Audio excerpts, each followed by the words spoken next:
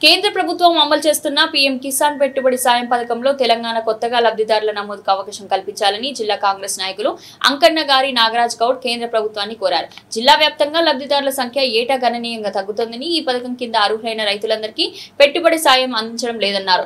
దీనికి ప్రధాన కారణం లబ్ధిదారులు చనిపోవడం, కొత్తగా రైతుల నమోదు ప్రక్రియ చేపట్టకపోవడమేనని ఆయన అన్నారు. 2019 జనవరి 31 వరకు పట్టాదారు పాస్ పుస్తకాలు ఉన్న రైతులను మాత్రమే పీఎం కిసాన్ పథకానికి అర్హులుగా పరిగణించడంతో ఆ తర్వాత నూతనంగా పట్టా పాస్బుక్ పొందిన కొత్త రైతులు ఈ పథకానికి దూరమయ్యారని ఆవేదన వ్యక్తం చేశారు. కేంద్ర ప్రభుత్వం పీఎం కిసాన్ పథకం కింద ఇప్పటికైనా రైతుల శ్రేయస్సు దృష్ట్యా కట్ ఆఫ్ తేదీని తొలగించి అర్హులైన రైతులందరికీ అవకాశం కల్పించి పీఎం కిసాన్ పెట్టుబడి సాయం అందించాలని కేంద్ర ప్రభుత్వాన్ని ఆయన కోరారు.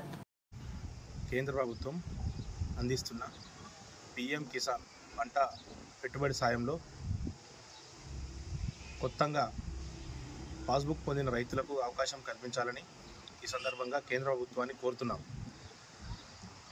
ఏటా కొత్తగా లబ్ధిదారులను చేర్చుకోకపోవడం పట్ల గణనీయంగా లబ్ధిదారుల సంఖ్య తగ్గుతుందని ఈ సందర్భంగా తెలియజేస్తున్నాం. 2019 జనవరి 1 నాటికి పట్టా పాస్బుక్ పొందిన రైతులందరికీ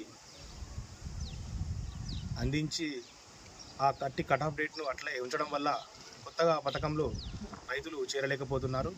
కావున కేంద్ర ప్రభుత్వం కట్ ఆఫ్ డేట్ను తొలగించి కొత్తగా పాస్బుక్లో వచ్చిన రైతులందరినీ పీఎం కిసాన్ పెట్టుబడి సాయంలో చేర్చి రైతులందరికీ పెట్టుబడి సాయం అందించాలని ఈ సందర్భంగా కేంద్ర ప్రభుత్వాన్ని కోరుతున్నాం.